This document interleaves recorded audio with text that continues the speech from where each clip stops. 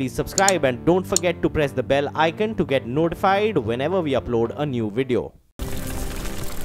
नमस्कार, आप देख रहे हैं कच्चा चिट्ठा। मैं हूं आपके साथ प्रीति रघुनंदन। ग्रेटर नोएडा के शाहबेरी में हुए हादसे ने गगनचुंबी इमारतों में दफन भ्रष्टाचार को एक बार फिर बेनकाब किया है। देश की राजधानी के इर्द गिर्द मौत की ऐसी हजारों इमारतें लगातार तैयार हो रही हैं। एक आशियाने का सपना पाले लोग जिंदगी भर की कमाई लगाकर इसे खरीद भी रहे हैं, लेकिन हकीकत यह है कि उन्हें घर के बदले कब्र बेची जा रही है। शाहबेरी का हादसा भी इसी का नमूना है।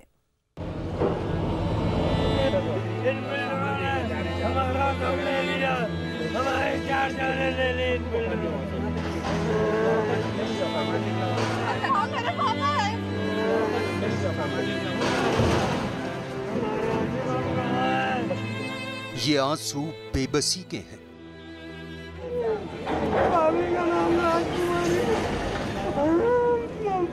का नाम हमारा परिवार हमारा भाई है।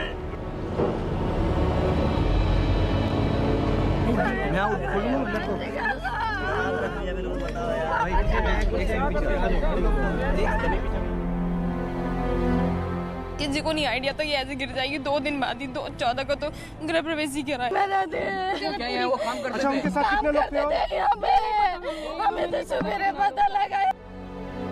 ये गम अपनों को खोने का है।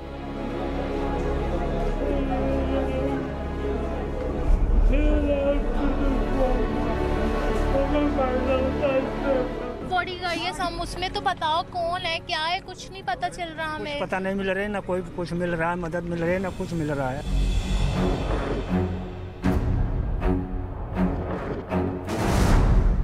ये गुस्सा उस अंधे बहरे प्रशासन के खिलाफ है।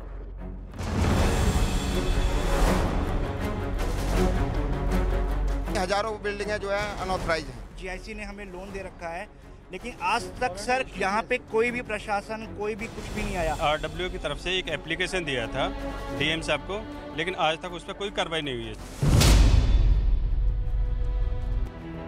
जिन लोगों ने सारी जिंदगी की कमाई से अपनों के लिए एक खूबसूरत आशियाने का सौदा किया था, वो आज उसी के मलबे में अपनों को तलाश रहे हैं। देश की राजधानी दिल्ली से कुछ किलोमीटर दूर ग्रेटर नोएडा के शाहबेरी में मंगलवार की रात मौत की चीख सुनाई दी। इस चीख में न जाने कितने लोगों का सब कुछ उजड़ गया। इमारतों का गिरना नई बात नहीं है, लेकिन शाहबेरी में गिरी इमारत चीख चीख कर ये कह रही है कि इसे भ्रष्टाचार की नींव पर खड़ा किया गया था।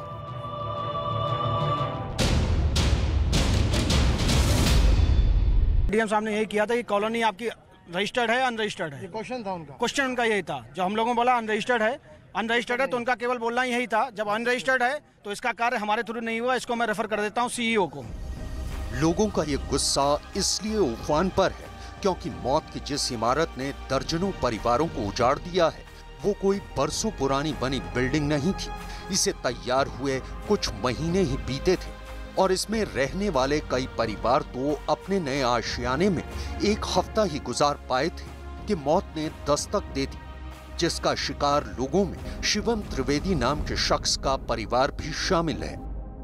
हंसता खेलता ये परिवार शिवम त्रिवेदी का है। ये शिवम की 1 साल की भतीजी पंखू है, जो शनिवार यानी 14 जुलाई को अपने चाचा के नए घर के गृह प्रवेश के मौके पर आई थी। इसके साथ ही पूरा त्रिवेदी परिवार नए घर की खुशियों में शामिल होने के लिए इकट्ठा हुआ था।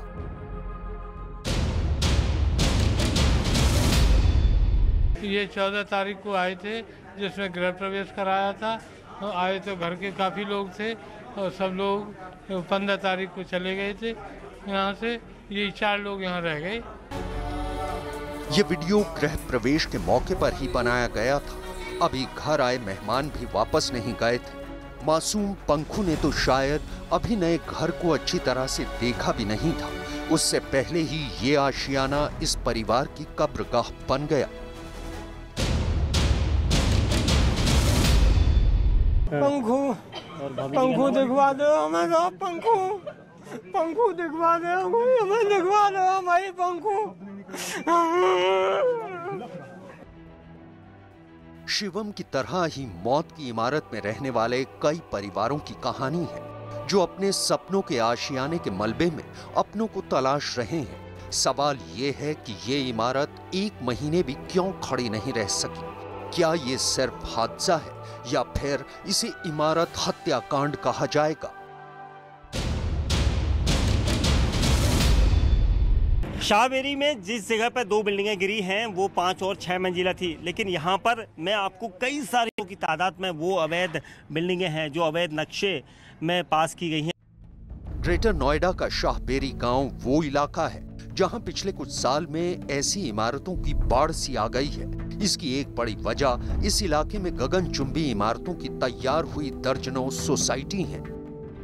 दरअसल कुछ साल पहले ग्रेटर नोएडा अथॉरिटी ने शाहबेरी समेत आसपास के इलाके की जमीन का अधिग्रहण किया था, जिसके खिलाफ शाहबेरी के लोग अदालत चले गए। अदालत ने शाहबेरी की जमीन का अधिग्रहण रद्द कर दिया।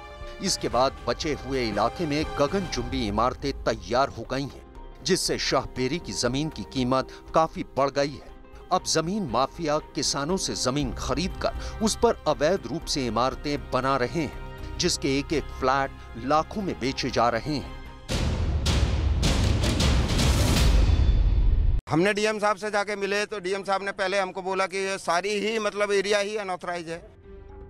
ग्रेटर नोएडा वेस्ट, जिसे नोएडा एक्सटेंशन के नाम से भी जाना जाता है, वहां पिछले करीब 10 साल से जमीन और फ्लैट की जालसाजी जोरों शोरों से जारी है। इस दौरान सूबे की सरकार बदली, केंद्र का निजाम बदला, जिले में ना जाने कितने अफसर आए और गए, लेकिन नहीं बदला तो नोएडा एक्सटेंशन में आशियाने के नाम पर मौत बांटने का खेल। नोएडा की मौत की इमारत में कई ऐसे परिवार भी जमींदोज हो गए जिनके घर में नया आशियाना पाने का जश्न अभी खत्म भी नहीं हुआ था। इससे ये तय हो जाता है कि इस इमारत को भ्रष्टाचार की नींव पर खड़ा किया गया था। हैरानी की बात यह है कि इस इलाके में ऐसी दर्जनों इमारतें बनाई जा रही हैं।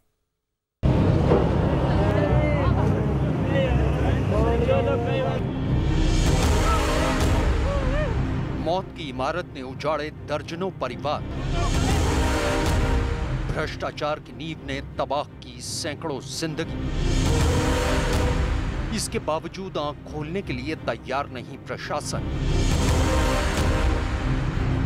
इन बिल्डरों को फांसी दो। डेली 400 लेटर्स आते हैं डिस्ट्रिक्ट मजिस्ट्रेट के ऑफिस में। हाउ कैन आई स्पेसिफिकली, कोई स्पेसिफिक लेटर आपके पास हो उसको क्लेम कीजिए, उसको हम चेक करा लेंगे।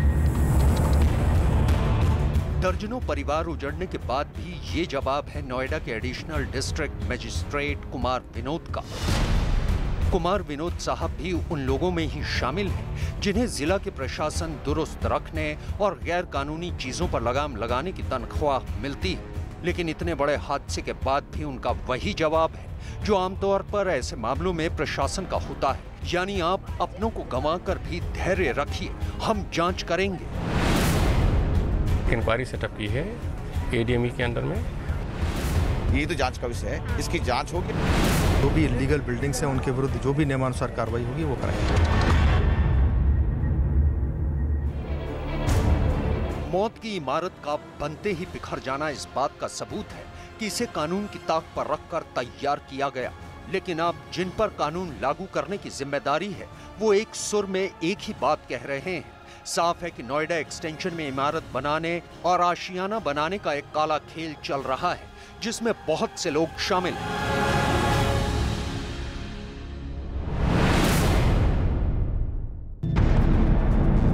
नोएडा एक्सटेंशन में हुए हादसे का पहला गुनहगार वो बिल्डर है जिसने न सिर्फ नियमों की धज्जियां उड़ाकर इमारत तैयार की, बल्कि इसे बनाने में बेहद घटिया सामान का इस्तेमाल किया।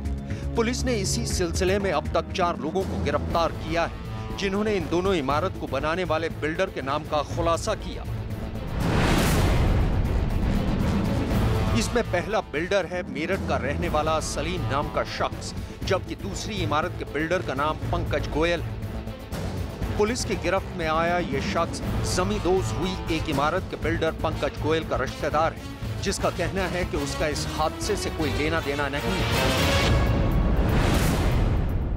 एक मेरठ वाले की, एक मेरठ वाले की, एक जीके होम से थी, वो हमारे रिश्तेदार की। क्या लगते हैं इस बार आपको, क्या लगता है आपको, क्या जो लगता है? बना रहा था उसका बड़ा भाई हमारा दामाद लगता है। नोएडा एक्सटेंशन के इलाके में बिल्डर गैर कानूनी ढंग से करोड़ों की इमारत तैयार कर रहा है, लेकिन जिला प्रशासन इस पर आंख बंद किए हुए है।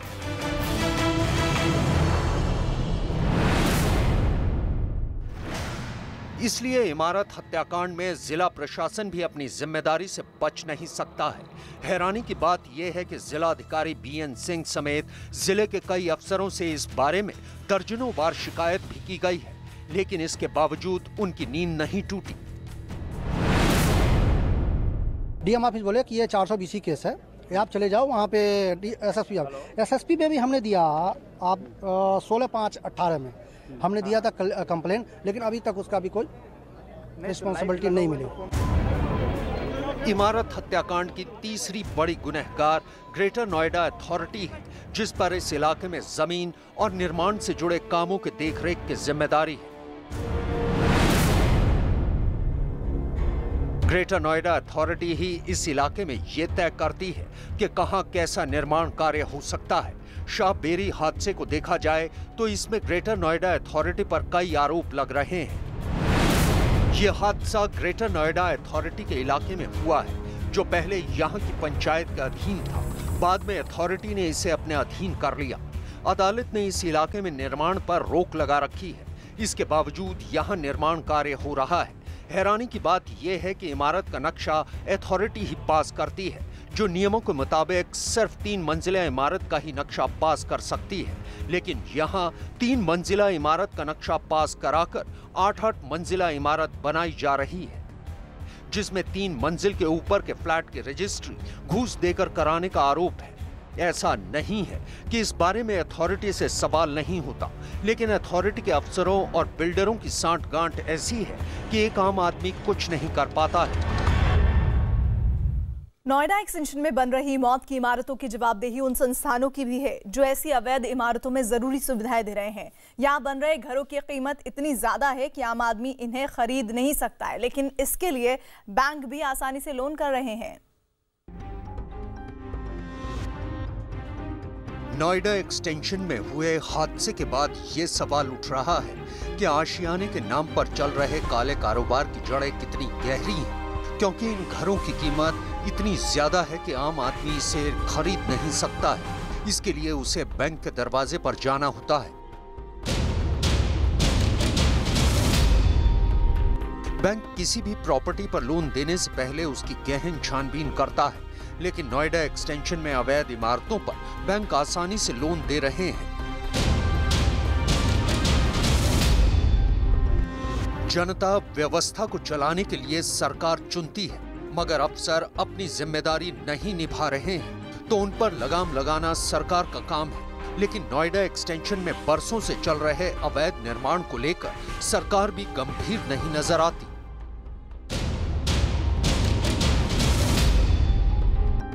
नोएडा अथॉरिटी औद्योगिक विकास मंत्री सतीश महाना के मंत्रालय से जुड़ा है, जबकि शहरी विकास की जिम्मेदारी सुरेश खन्ना के पास है।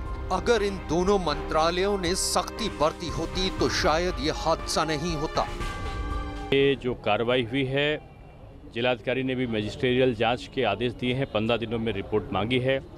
सरकार भी उच्च स्तर पर इसका परीक्षण करा रही है। दोषी जो भी इससे संबंधित होंगे बख्शे नहीं जाएंगे। इस हादसे के बाद जिला अधिकारी ने जांच के जो आदेश दिए हैं उसमें ये पता लगाया जाएगा कि घटना की वजह क्या थी। क्या इमारत बनाने के लिए अथॉरिटी से इजाजत ली गई थी? क्या उसमें सही सामान लगाया गया था?